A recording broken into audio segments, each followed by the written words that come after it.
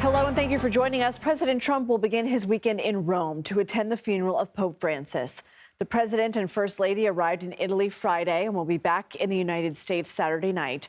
Ahead of his 100th day in office next week, we're getting insights into the president's thinking from a new Time magazine interview.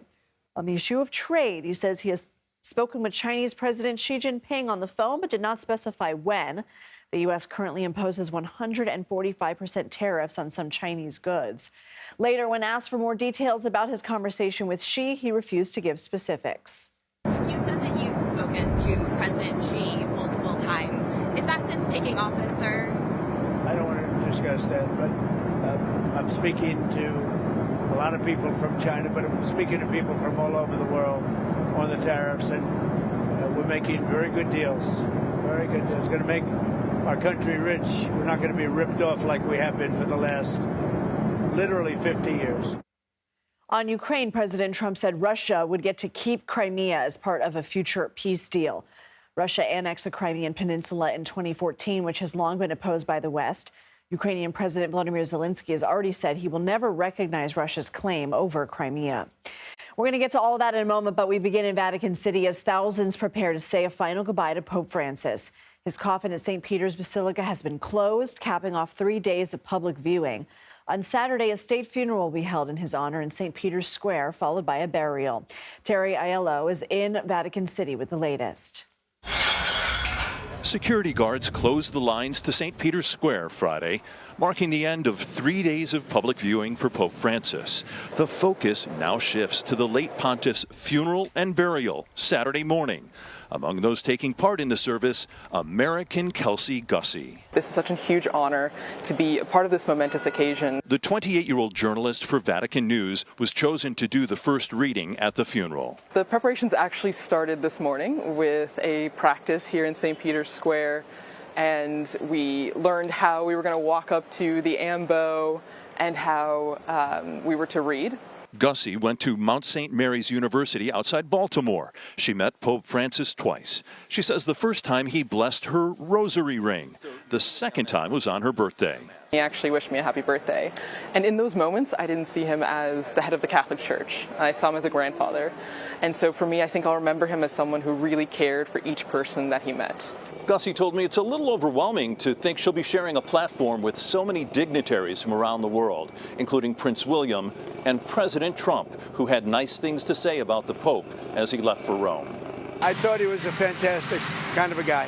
After the funeral mass, a procession will carry the coffin to the Basilica of St. Mary Major, where Francis will be buried. The Vatican says prisoners, transgender people, victims of sex trafficking, and unhoused people will be part of the final send-off outside the church to honor Francis's focus on the marginalized and the needy. Tony Aiello, CBS News, the Vatican. We will have full coverage of the Pope's funeral Saturday morning, beginning with Norah O'Donnell's historic interview, Pope Francis I.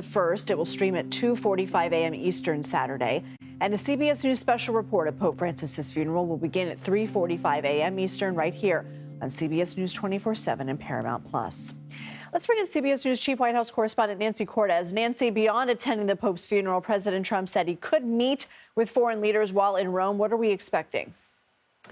Well, the president told reporters on Air Force One a short time ago, Lindsay, that if those meetings do occur, they're going to be informal. They will take place on the sidelines. He didn't think it would be appropriate, he said, to actually set up formal meetings with some of these foreign dignitaries when he is traveling to Rome to attend the Pope's funeral.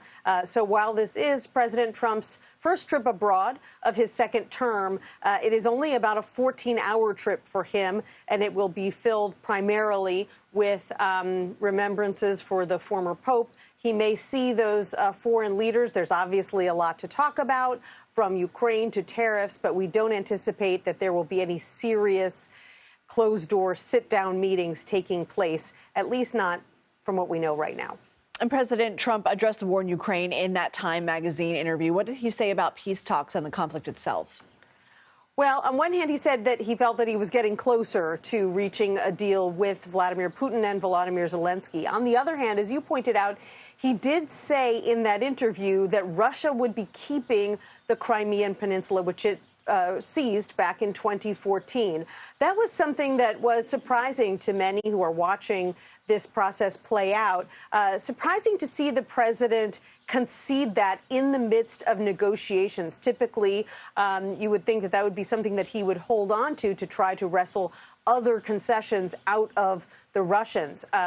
So that raised a lot of eyebrows, and obviously the Ukrainians have been saying that they will never recognize Russia's control over Crimea formally. So we'll have to see what that does to these very fragile negotiations. China is denying that there are ongoing discussions with the U.S. on trade. What is the White House saying? Well, China says there are no discussions. The White House says there are no discussions. The only person who insists there are discussions going on is President Trump. And he keeps saying it, even though his Treasury Secretary, his press secretary, and Chinese officials all insist it is not true. In that Time magazine article, he was asked if President Xi has called him to discuss these tariffs. He said yes. But then when reporters asked him about that, you played the clip, he was pretty cagey, didn't want to say when exactly they spoke. And that's because the Chinese say that actually that call has not been placed. And Nancy Cortez, thank you. President Trump's special envoy Steve Witkoff met Friday with Russian President Vladimir Putin amid ongoing efforts by the administration to broker a ceasefire between Ukraine and Russia. Vice President J.D. Vance and Secretary of State Marco Rubio have said the U.S. could soon walk away from negotiations unless they see real progress. President Trump has also said he believes both sides want peace. Just hours before that meeting, a car bomb killed a senior Russian military officer in Moscow. Russia accused Ukraine of being behind the attack. Kyiv has not commented. CBS News Pentagon reporter Eleanor Watson joins us now. Eleanor, do we know if there were any breakthroughs in Witkoff's meeting with Putin? Well, President Trump seems to think so because he posted today that success seems to be in the future, which is the step in the opposite direction of what we heard earlier this week when he again accused President Zelensky of Ukraine for prolonging the war. That criticism of Zelensky is just the latest in Trump's pressure to get Zelensky to come to a deal. But we also heard from President Trump a rare rebuke of Russian President Vladimir Putin when President Trump said on Truth Social, Vladimir, stop, after the deadliest strike on the capital of Ukraine in Kyiv happened just this week. So despite efforts to get to the negotiating table, the war goes on, including today with this killing of the Russian general, proving that peace is not as easily achievable as President Trump envisioned when he promised to end this war in the first 24 hours of his second term. Let's turn to Defense Secretary Pete Hegseth. What are you learning about tensions behind the scenes between Hegseth and top officials? So Secretary Hegseth has threatened the Joint Staff, the top military officers in the country, including the second highest ranking military officer of the entire United States military, with lie detector tests to try and stop leaks to news outlets. His paranoia of leaks to the press also led to the firing of 3 officials from his inner circle just last week. Another official, a 4th official, left the Pentagon amid the turmoil this week. Hegseth is facing continued scrutiny for his use of signal and his claim that sensitive details about the timing and weapons used in airstrikes ahead of those strikes is somehow not classified information. Hegseth, it was revealed this week, also used signal on his personal phone to give sensitive updates to his inner circle. Cybersecurity experts tell us that personal phones are of concern because personal phones are a frequent target of foreign adversaries, which kind of goes to this concern that Hegseth, at the very least, has been careless about some of the most sensitive details in the military because those details need to be protected in order to save lives. We're also learning the Pentagon took steps so Secretary Hegseth could check messages on the Signal app while at the Defense Department. What do you know? So sources are telling CBS that Secretary Hegseth had a system installed inside of his office so that he could respond to and see messages on Signal.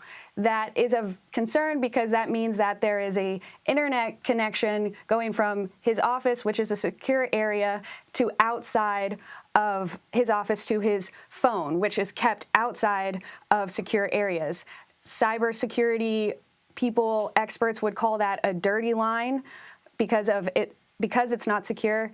Defense Department is denying that there's any dirty line. Their explanation is that Hegseth does have a system in his office that mirrors his personal phone. So there is a physical line connected from a monitor in his office out to his phone so that he can see when messages appear and he can leave his office to go and check those messages. Okay. Eleanor Watson, thank you.